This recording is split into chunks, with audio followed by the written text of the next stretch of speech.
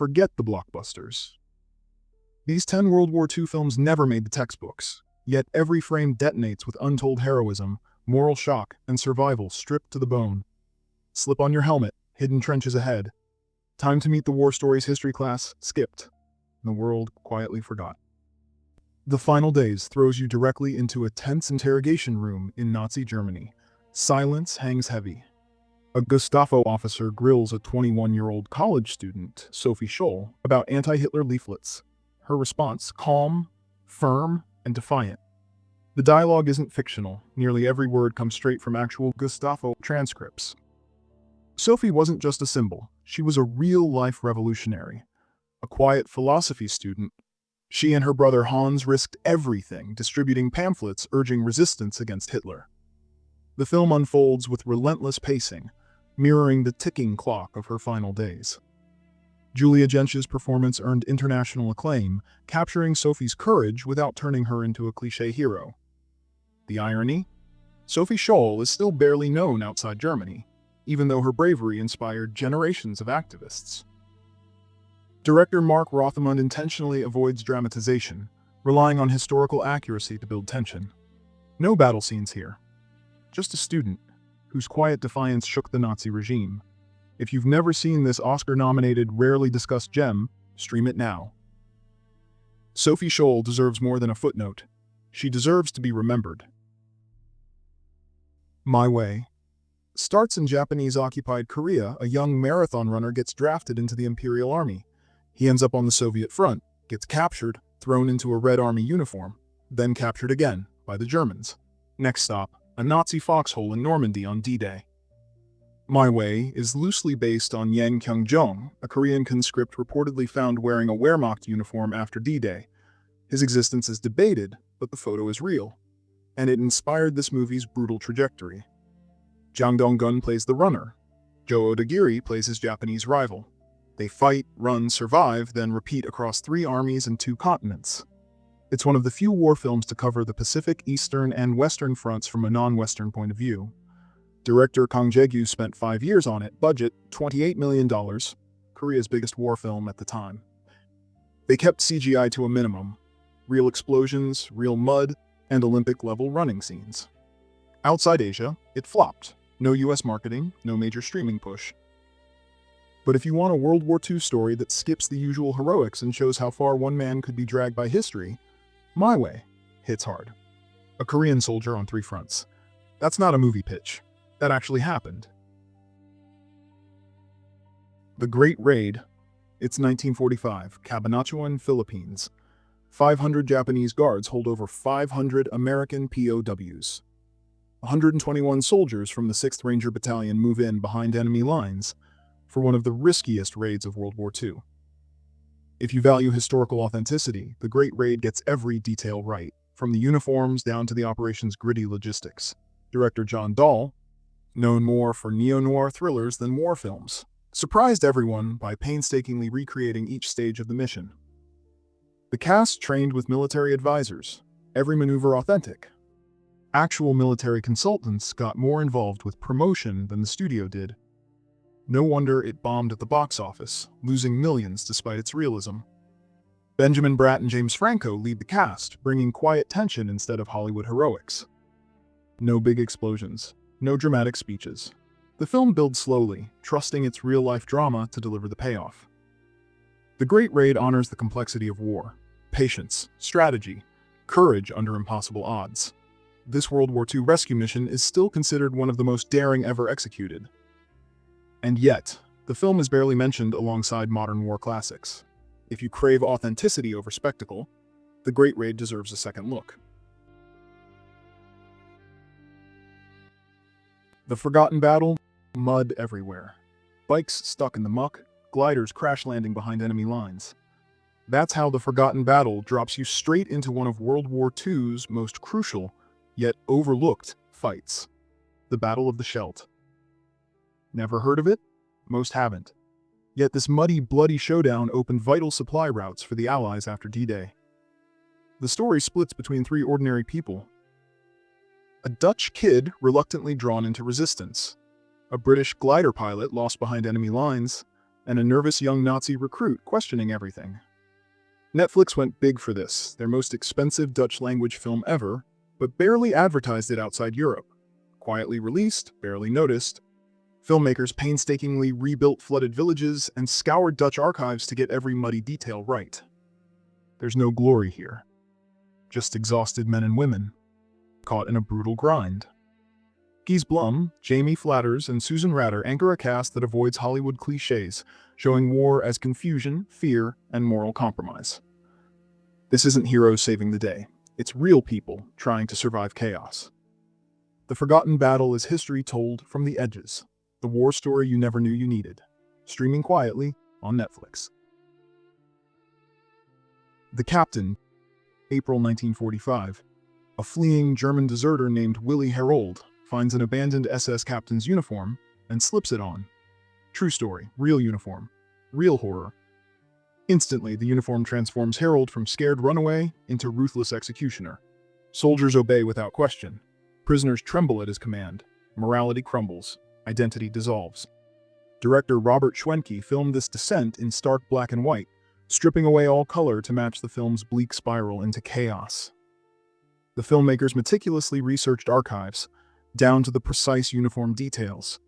They even shot near the exact locations where Herold committed his atrocities. Max Hubacher brings unsettling realism to Herold's transformation, showing exactly how quickly power corrupts. The Captain received praise at film festivals, yet barely reached mainstream audiences, quietly buried beneath louder war films.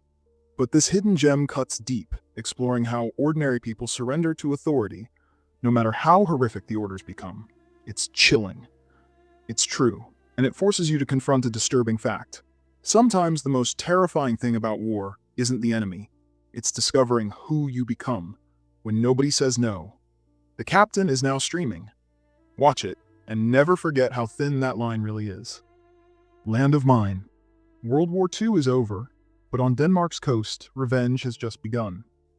Land of Mine follows teenage German POWs, forced to clear millions of buried landmines, barehanded. This isn't battle, it's punishment. In the brutal months after liberation, Danish soldiers see justice in making former occupiers risk their lives to clean the beaches. The teenagers, exhausted and terrified, slowly realize they're expendable pawns in a post-war game of vengeance. Sergeant Rasmussen, played powerfully by Roland Muller, struggles between bitterness and humanity, torn by the cruelty of his orders and the boy's vulnerability. This film isn't fiction. Denmark really did use thousands of German POWs, many just teens, to remove explosives after the war. Director Martin Zandvliet drew directly from historical records to craft this intense thriller about guilt, survival, and moral ambiguity. Critics praised it. An Oscar nomination followed. Yet outside Europe, Land of Mine is barely mentioned. It quietly appeared on streaming platforms and slipped by unnoticed. But if gritty historical truth matters to you, this film packs a serious punch. No easy answers, no heroes or villains, just young men, paying a harsh price for the sins of their nation. This is World War II's aftermath, you've never seen. Like these hidden gems? If you want more stories like these, like the video, subscribe to VintageVerse, and keep the reel turning. In Darkness begins deep beneath the streets of Nazi-occupied Lvov, in a pitch-black sewer. This isn't symbolic darkness, it's literal. Cold. Filthy. The story follows Leopold Socha, a Polish thief who stumbles across a group of Jews hiding from Nazi persecution and sees a profit opportunity. But as days turn to months, simple greed becomes something more complicated. Directed by Agnieszka Holland and based directly on real events, Socha was a real man, complex, flawed, slowly shifting from opportunistic criminal to unlikely protector. Holland, whose own family suffered under Nazi occupation, never lets you forget how fragile humanity is in desperate times. No easy heroes here, just survival balanced on uncomfortable moral compromises. In Darkness earned Poland an Oscar nomination for Best Foreign Language Film in 2012, but vanished quickly from international attention. Scenes were shot in actual sewers beneath Łódź, heightening the oppressive authenticity. It's a harrowing experience filled with tense silence and moral ambiguity. The film refuses easy judgment. Sokka isn't a saint, just a complicated person trying to stay alive while deciding who lives alongside him. Few outside Poland saw this movie, but In Darkness deserves recognition. It shows the Holocaust through a starkly personal, morally uncertain lens. Few other films dare approach. Escape from Sobibor tells a true story most World War II movies completely overlook, one of the only successful concentration camp uprisings ever recorded. In 1943, Sobibor prisoners launched a daring revolt, freeing over 300 inmates. A rare victory in history's darkest chapter. Rutger Hauer anchors the story as Alexander Sasha Pechersky, a Soviet POW who masterminded the breakout. Hauer, known mostly for action roles, brings intensity and humanity to this quiet, disciplined performance, making Sobibor's tension feel disturbingly real. This wasn't a Hollywood blockbuster, it was a modest 1987 TV movie. Yet it packs an emotional gut punch that bigger-budget Holocaust films often miss. With minimal theatrics and authentic period detail, director Jack Gold captures the tension and dread without turning the prisoners into simplified heroes. They're ordinary people, making desperate choices. And the film never lets you forget what's at stake. Hauer prepared for the role by studying Pechersky's surviving letters and Soviet military records, grounding the performance in first-hand accounts. They were actual people, whose courage and desperation changed history. Today, Escape from Sobibor is mostly forgotten, buried deep in streaming archives, but this TV movie remains essential viewing. Proof that great storytelling doesn't need Hollywood flash. Just a powerful story worth telling. Conspiracy, Berlin, January 1942. A villa in Wannsee, closed doors, one agenda. Reinhard Heydrich opens the meeting with the term special treatment. 15 Nazi officials listen. Train routes, quotas, timetables. Each line comes almost word for word from the surviving conference minutes. One copy, recovered in 1947, is all that exists. Kenneth Branagh's Heydrich pushes the plan. Stanley Tucci's Adolf Eichmann takes notes, adjusts rail schedules. Genocide presented as administrative work. Director Frank Pearson shot in sequence, letting tension build naturally. No flashbacks, no combat. 96 minutes of negotiation. Filmed inside a villa matching the original floor plan. Uniforms, place cards, and briefing folders were replicated using German archive materials. Released by HBO in 2001, no theatrical run. Branagh and Tucci won Emmys. The script won the Writers Guild Award. Despite critical praise, the film remains underseen, especially outside academic circles. Stream it today.